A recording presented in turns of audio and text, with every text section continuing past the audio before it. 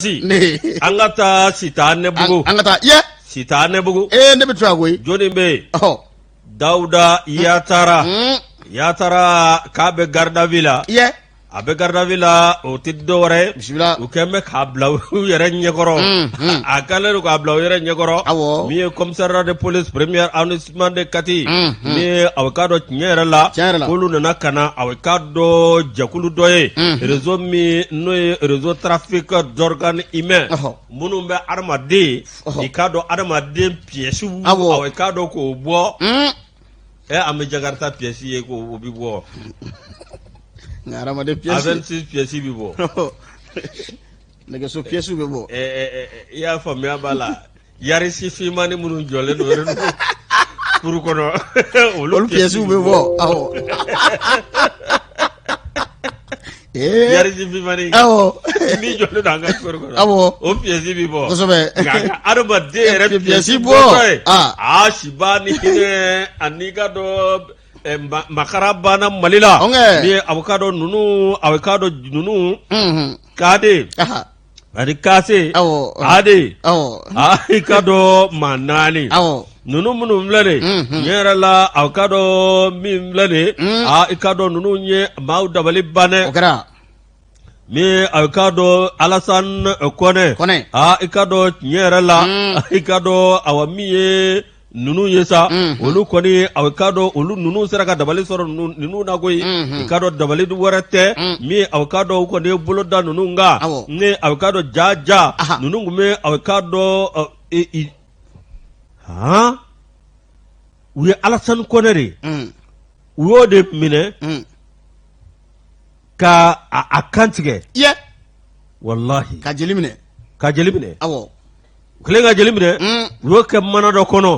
mana mi awani ko kono commissaire de police chambre de commissariat le premier arrondissement de Kati Mamadou Yuba Jara naka jarake awakado anaka chedo Yuba Jara mo ba ka mo fode barakala do de anaka chedo lo wulika joke mi awakado février kalo tlemgan sabat tlemgan nani e kado Kati ko plateau nunu munu vlane mi avocado nindona ikado ni sufesa kase avocado mi nyera la ka kunyo wulika joke dobe avocado ko nene kulubali ikado ka no mine ningo fana ke avocado ko ne ke nywana ala yake o saraka bulika bo abulugo akasaraka menena abana bismillah nga mi avocado asiraka muruke ka noni mbola mi avocado nyera la mi avocado wati mina ningo kerasa mi avocado Mamadou Yuba Jara anaka chedo olu wulika joke kanunu no na bo ukele nguno na bo ikado taraka ta teke dauka uye teke dauka ikado ku ya jira ka fo ko mami olu chinda ko Daouda Yattara nuba wole ko sitane ko do ya fore ne ma fode abezural de kono bismillah na fana mani nguna fonu nu wo amay ande kuna fondi la de na jara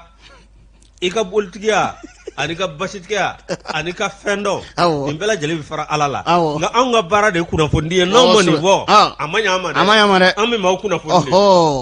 angata Daouda Yattara sitane bismillah wati mina uya avocado miye uye niyo ni mine ninu uye ajira ka fo Daouda Yattara sitane ko ale ko ni to wada sitane la ko ni tekenye ko law sitane bugu tigido de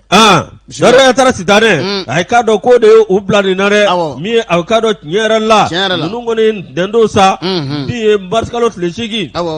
6 heures du matin, mi avocado nyera la commissaire de police premier arrondissement de Kati olu koni wulika joke ani brigade anti-criminel baki mi avocado kunyesi yoro jume sitane bugu olu sera ka taywa bismillah utale sitane bugu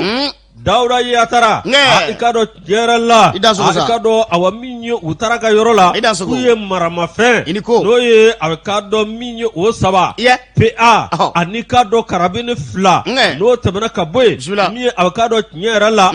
wati mina ni gerasa nunu ye nun togafo ka fo olube piesi munu mbo ikado awamiyo olube jolimi saba ikado awamiyo kuni Daouda Yattara de yo ublala mi police olugo ko Daouda Yattara e k'i sigi a ɲɛkɔrɔ fɔlɔ an bɛ sɛgɛsɛgɛli kɛ a b'u ka bolo kan fɔlɔ a b'u ka bolo kan voilà mais n bɛ min f'i ɲɛna polisiw tɛ baara k'u kunfɛ u tɛ baara k'u kunfɛ u bɛ bila garde à vue de la hali ni maa y'i tɔgɔ fɔ ka sɛgɛsɛgɛliw kɛ u bɛ sɛgɛsɛgɛli kɛ ni fo ka taa dagun n'a dagunna k'a fɔ k'i nɔ b'a la coyi mami fa yɛrɛ fa koyi an ye dɔ ye yan o ye misi ɲɛnama don tasuma la o kɛra ka misi jeni nin don ye ne y'a ye réseaux sociaux la ne kasira e ni e lamusa ni min y'a jeni o ni ani misi bɛɛ ni ye kelen ni miseli turu e la a b'e tɔɔrɔ n'i y'a turu misi la a b'a tɔɔrɔ ni maa min bɛ t'o minɛ ko ɲɛnama don tasuma la ko saraka dama ou bien ko sɔɔni dama yɛrɛ a kɔni kun man ɲi lajosi i ka dɔn awa min ye tiɲɛ yɛrɛ la min ye u n'a bila kati tribunal de grande instance o ka bolo kan aw ka dɔn commissaire Mamadu Yuba Jara k'a fɔ k'a waleɲuman dɔn k'a ni baara min ye aw ka dɔn n'o tɛmɛna ka bɔ yen i ka dɔn awa min ye pré-arrondissement o polisiw k'u bɛɛ lajɛlen fo janjo ko e ko nin kɔni tɛ fana ye sa o ne m'a dɔn kati fana mɔgɔ bɛ se ka taa nin kɛ kati cogo di munna ko finitigiw kɛlen bɛ ka yen fa n bɛ min fana f'i ye parce que fɛn dɔ bɛ fɔ an k'o fɔ an ni ɲɔgɔn cɛ a ka jugu dɛ i b'a jateminɛ sigida la jeunes dɔw bɛ sigida la a bɛ fɔ dɔrɔn k'i ninnu bila kana sɔn i ta ka se ninnu ma dɛ ni ninnu sera ɲɔgɔn ma dɔrɔn olu bɛ muru de ta i nɔfɛ il est temps an ka bɔ olu sigi kɔnɔ karisa ye muru ta mɔgɔ nɔfɛ social côté dɛ a ye taa n'a ye kaso la a ye taa n'a ye police la a ka taa ɲɛfɔ il faut une collaboration entre la population et les forces de l'ordre n'a ma kɛ a ɲɛ bi naani ma k'a fɔ k'a b'a to yen sigiɲɔgɔnya kama a bɛ taa k'a bolo da an don min na non o cɛ man ɲi o caman bɛ bandiya la karew ni fɛnw kɔnɔ tan ni na ɲɔgɔn olu ja olu zɛminɛw don bɛ mɔgɔ bonya yarɔ zɛminɛ ninnu bɛ mɔgɔ bonya dɛ kɔrɔ salut ne tɛmɛtɔ dɔ b'a fɔ grand frère suis ça va a kɛra o de ne bɛ tɛ sɔn ka d'u ma an ka 200 minɛ dɔ la ne kɔni n k'u bɛ ne bonya u bɛ n bonya dɔ la u fila nana u bɛ mankan na u bɛ muru b'u bolo kufu ne nana n ko n dɔgɔ a ye sabali sa n ko vraiment aw yɛrɛ dama ni ɲɔgɔn cɛ aw yɛrɛ dama ni ɲɔgɔn cɛ n ko ma dɛ dɔ sɔrɔ ye kelen tɛ kɔfilɛ ten ko grand frère su ne ko n ko wayi kasi ka bannen ni bilen kan i bɛ cɛ dɔn n'i ma bɔ yen n'i ma muru kɛ k'i kɔ fara ne ko n ko han ne tɛmɛna sule ne bɔlu kɛrɛfɛ ko i ka samarasen fila bɔ e ko nin falen mana nin ba bɔ a b'a bɛ sɔn ne taara fan k'o fɔ ani ɲɔgɔn cɛ denmisɛnninw ka lamɔ cogo ɲuman na sokɔnɔna jɔyɔrɔ b'a la dɛ mais sigida fana jɔyɔrɔ b'a la dɔw bɛ olu bɛ min k'u ka sigida la bɛɛ yɛrɛ b'a dɔn ko ko karisalakaw ka so a y'a jija a ta kana se ninnu ma dɛ ko ninnu bɛ muru ta mɔgɔ kama o bɛ se ka kɛ cogo di ɔ ba yɛrɛ fana b'o ko dogo ko n'o k'a essayer a k'a jira ni ɲɔgɔn cɛ a donna dabɔra n'i ye muru ye mɔgɔ mɔgɔ bolo ne tɛ kuma o k'a fɔ k'i ye muru ta mɔgɔ nɔfɛ ka boli a nɔfɛ bisi panpara mɛ fɛn taa polisiso min ka surun i ka taa ɲɛfɔ ayiwa karisa ye muru ta nin ma a bɛ muru de b'a bolo i ka azala ma kɛ sababu ye ka denmisɛnnin bɛɛ kɛ sisi tigi ye wa sisi ma sanga wuli yan waati dɔ la cale kɛ cale ma sisi sanga wuli yan cale sisi sanga mais cale ma di mɔgɔ ma k'i ka taa mɔgɔ faga cale y'an ka jo ye cale minɛnen an bɛɛ kasira an tɛ gɛnsaw ye gɛnsaw ye gɛnsa l'exemple quoi ala ka ɲa ka d'a ma